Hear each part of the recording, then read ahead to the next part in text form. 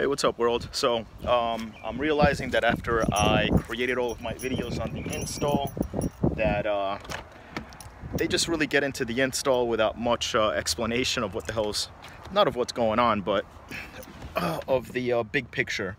So I'm gonna do a little bit of explanation. I'm in the car right now since I took the time to do all these videos, and I'm seeing some people are interested in watching them and all that stuff, that I do a little explanation of what the results were and what's happened since I've installed everything.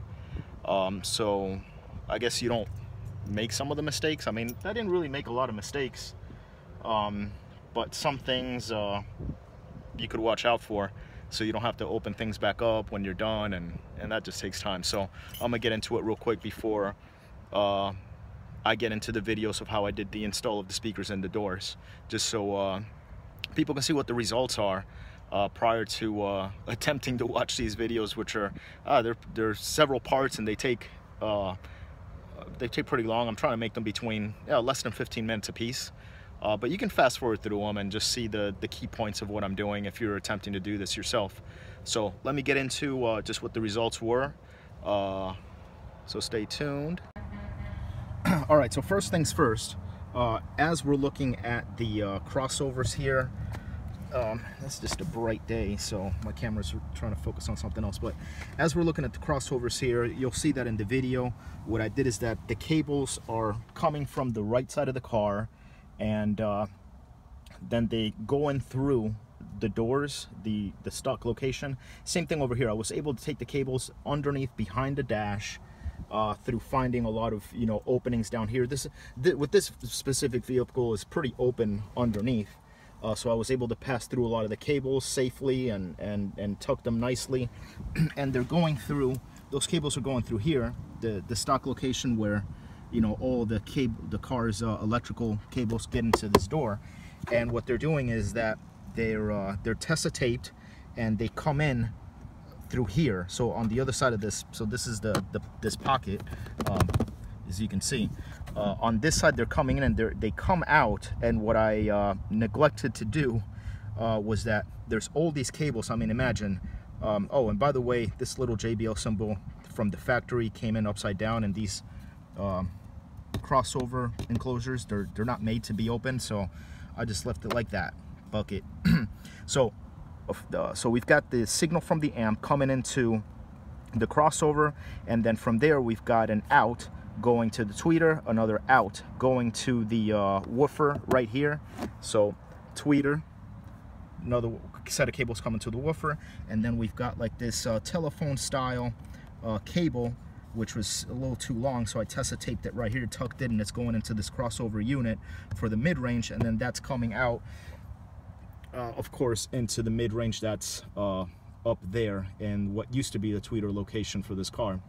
So one of the things that happened is that as these cables came out from inside this interior door panel through here, there were just so many cables that I was able to tuck them in here before I installed and mounted these two units. And I'm like, man, they're so tucked in, nothing's gonna rattle. And nothing did for like about a week and a half. And just through playing loud music, and now that this is a sealed, after adding this PVC panel, this functions like almost like a sealed enclosure.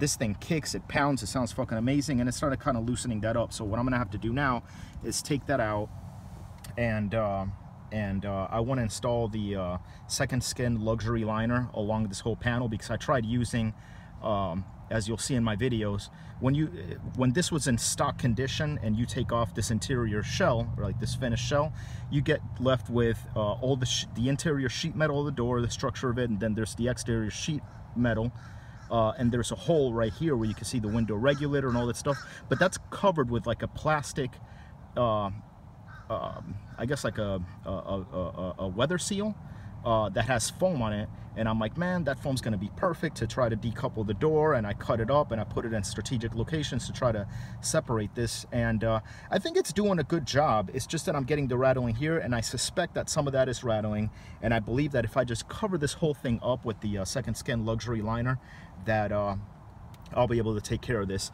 Then another thing, that if anybody's watching this that's done this shit, I'm just curious, as you can see, the top of this door, it hooks on to like a channel up here, which I was able to get in really good, and then it just starts coming off. I had gotten it in here too, and this is like the most difficult thing I've ever done. If you could see, there's like a little space there, and as I move down this way, you can see that that space is gone. So that's one thing. Another thing that's killing me, I have to figure out how to do that correctly. And besides that, as far as sound quality and all that stuff, I'm just gonna turn on my car here just to get the AC going. As far as sound quality, thank God that my head unit, it's got, I have the NVX 2440 or 2400, some shit like that. It's got the, what's this thing called? Let's look at it. It's the time alignment. So I can set the time alignment, and you know, I've got glare here, but I've set the time alignment for my seat and the distances that I measured and everything, and it does an amazing job. An issue though that I'm having is it's just inevitable, what I'm talking about is the location of the mid-ranges. Let me turn on this AC. Who knows if that's just blasting the microphone and you guys couldn't hear that too well. But the locations of the mid-ranges, they are located in this corner, and just the nature of it is that the sound is coming out and kind of being reflected off. You can even see the mid-range being, if you see the reflection there, that kind of like copper reddish color is the mid-range. You're seeing this grill being reflected up here on the windshield. Anyway, this is kind of acting like a horn. Just because of the nature of this corner. We've got 3 sides, so I had to really EQ down the certain frequencies. So if we go in here and all right, so I'm gonna go into these settings just so you could see how this works. This is my graphic EQ. This is what I had to do, and again, it's, you know, looks like from this angle here you don't see the glare, but this is what I had to do. I had to really, and look, we can use the reflection of my finger. I had to bump this down. I think that that's what this situation is doing up there. And these speakers, I wanted them just to be a little bit heavier on the vocals, so I did that there. And that really seems to give me the sound signature that I'm used to. And that's really just from the condition of this space. So, all right, so I've got my phone on my lap, and what I'm trying to explain is what that corner does. If this is the dash and this is the windshield, like you're looking at it from the side, and the mid-range is there, it's doing this effect here. So with sound, so if you can hear my voice now, I've got this phone on like on my lap. This is probably not the best way to do this since I'm in the car, but it's like the sound difference between this and when I start doing that, you could hear that there's a difference. It feels like I'm getting, I am getting a little bit of that effect. It's really not that much, but those are the things that I wanted to tell people. And I'm gonna go back to the unit just to teach you. Hey, maybe you're learning something. I hope you are. When it comes to setting up a sound stage, this car, you know, it's got a pretty decent cabin size for what it is. It's definitely your larger size sedan. They would call this a mid-size, but the interiors, it's pretty spacious. So for imaging and just for in order to create a front stage that seems convincing and things are coming like from my dashboard, I've had to mess with the phase, and I'll show you that right now. All right, so this is what I wanted to explain about the what I've set up here. I mean, I've already shown the time alignment. Now the other thing that I want to show is the fade balance. So I have it up at, so you can see here, at 6 to the front, and that seems to create a good front stage for me. My rear speakers, I think it's either the settings on the amp or whatever it is, they're not extremely loud. Even when I have the rear speakers, you know, when I have everything set up in the center so the front fade isn't 6, you don't really hear the speakers that much. They do a really good rear fill.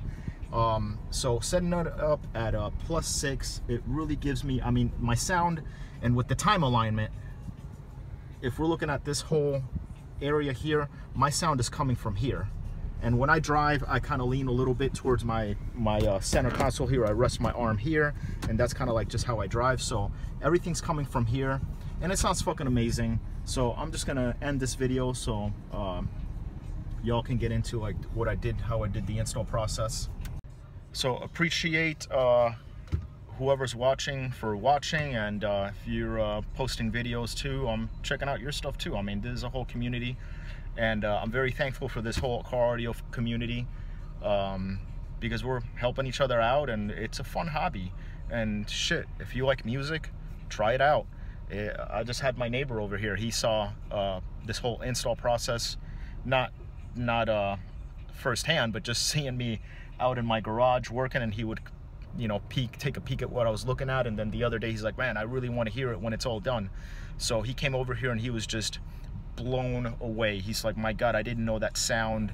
I didn't know that there was this new realm of sound quality. And I played him music that he was familiar with, music that he wasn't familiar with, and this is a guy probably like in his, I'd say in his late 50s, and he was just blown away. So it's worth it, you know. So that's about it.